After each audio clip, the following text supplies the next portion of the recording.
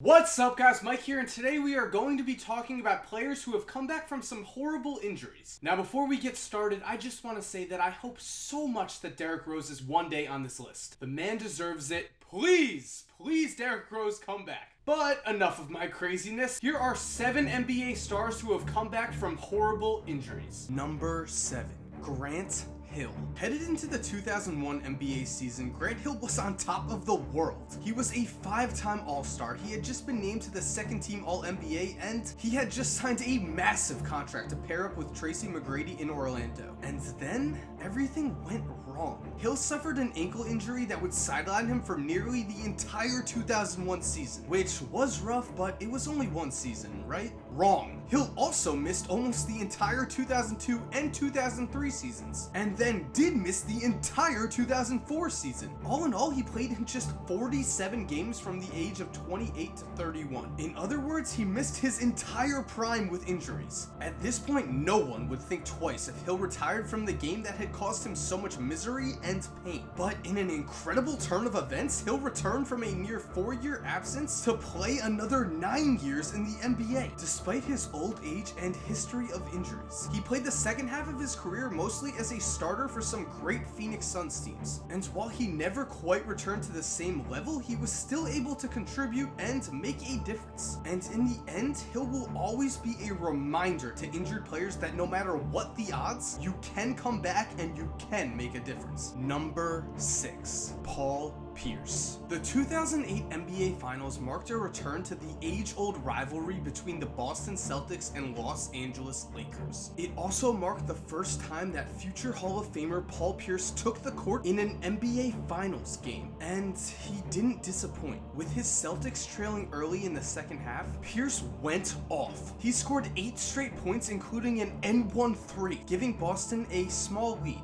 But just minutes later, everything seemed to change. With just under 7 minutes to go in the third, Pierce fell to the ground holding his knee. He was hurt and it looked serious. As Pierce was carted off the court in a wheelchair, Boston fans throughout the world felt themselves getting sick. The finals was going to be a close affair, and the loss of their captain in Game 1 would not be a good sign for the Celtics' championship hopes. But then, just minutes later, Pierce returned. Instantly, the energy of the building turned around. Pierce knocked down 2 quick threes, Boston regained momentum, and the Celtics went on to win Game 1 and ultimately to win the NBA championship.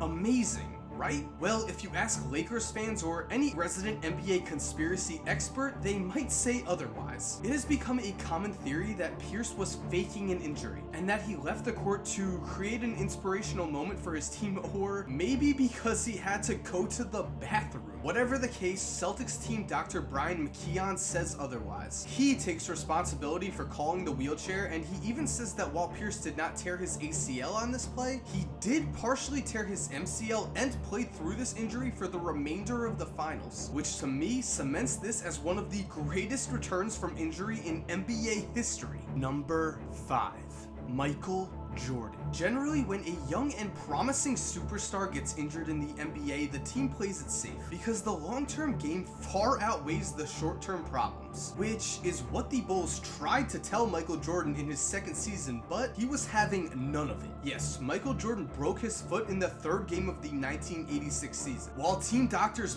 begged him to take the season off, he ignored them because that's who Jordan was, the greatest competitor of all time. Returning near the end of the season, Jordan helped propel his team into the playoffs despite a losing record. There they matched up against the Boston Celtics. At this point, it can be said that what happened next was Jordan's real signal to the league that he was about to take over. Though his team was swept in 3 games, Jordan himself averaged nearly 44 points a game against the eventual champion Boston Celtics, a team that many consider to be the greatest NBA team of all time. After Game 2 of the series, a matchup that saw Jordan finish with an astonishing 63 points, Celtics legend Larry Bird was in such disbelief that he told reporters, "I think it's just God disguised as Michael Jordan." Number 4, Bernard King. In the modern NBA, ACL tears are seen as scary but not career-ending. This was not the case in the 1980s, where an ACL tear not only meant a player's career was over, but also that he might never walk the same way again. Which is why in 1985, when Bernard King went down with a torn ACL, many thought his career was over, including his doctors, who told him that his playing days were behind him and he would be lucky if the surgery fixed his ability just to walk. Up until this point, King had been a scoring phenom, averaging a near 33 points per game for the Knicks in the season that he was injured. But now it seemed like his basketball days were behind him, except no one told Bernard King that. He busted his ass for the next 2 years in rehab, eventually making a surprise return to the NBA. Still, the Knicks released him, showing that they had little faith in their former star. But again, King proved his doubters wrong. He would go on to play 4 more full seasons with the Washington Bullets, peaking with an incredible 91 season in which he averaged 28 points per game and was named an All-Star as a 34-year-old, proving that the years of hard work in rehab were very much worth it. Number 3.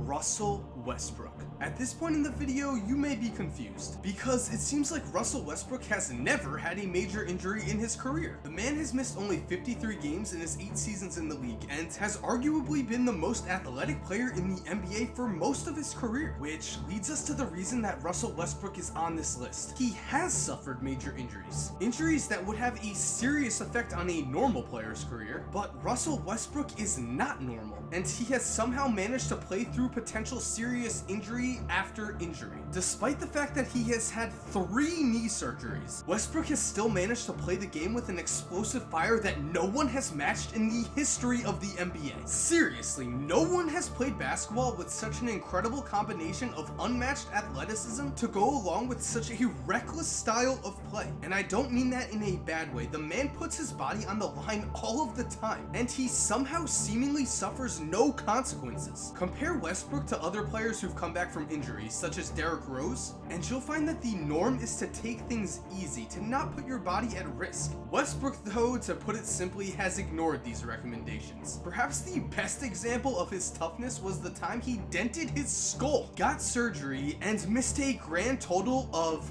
1 game. So to sum things up, Russell Westbrook belongs on this list because he has recovered from several serious injuries. He just does it so fast that we all forget about them. Number 2.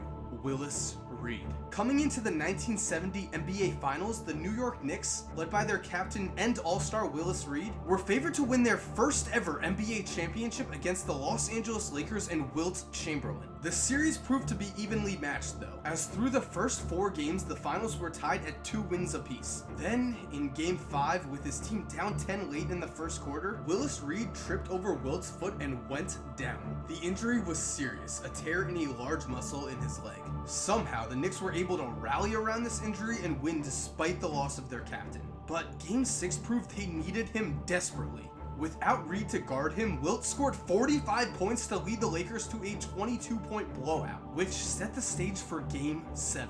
And everyone had the same question: would Willis Reed play?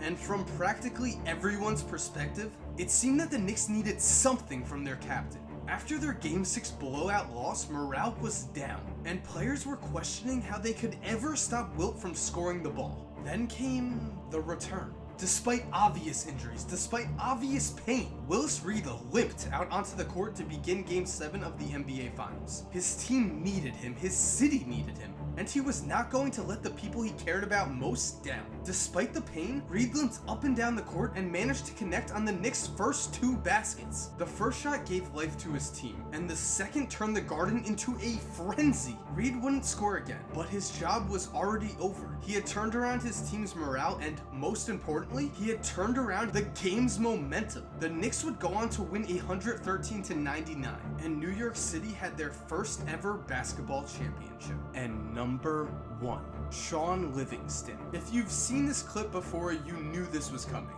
If not, I'm warning you right now, this is horrible. You ready to watch? Okay.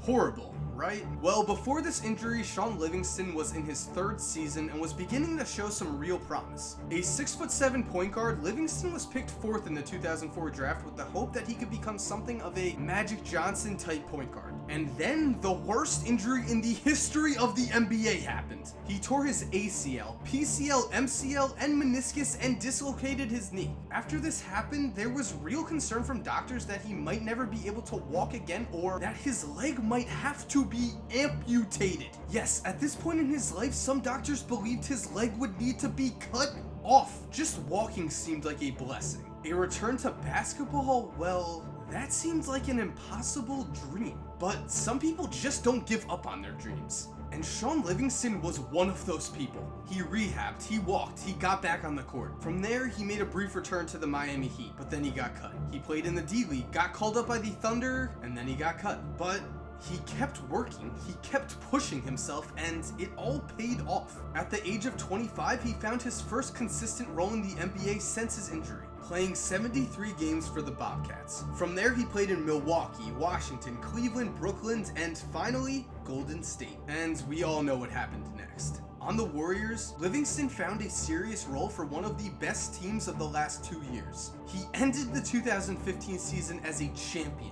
which should be a reminder to everyone. Because if Sean Livingston can come back from this, well, then you can do just about anything. And thanks for watching, guys. I just want to say that I have so much respect for any player who comes back from injuries like these. And coming back from an injury like Sean Livingston's, I just don't even understand how that's possible. And anyway, to my subscribers, thank you guys so much. Thank you for supporting me. You know you mean the world to me. Thank you. And if you haven't subscribed and you're a fan of the NBA, I think you'll love this channel. I make NBA videos like this. I do what-if scenarios. I cover interesting NBA topics. I do a whole lot, and I'd love it if you subscribed. And as always, my dudes, have an awesome day, and cue the music.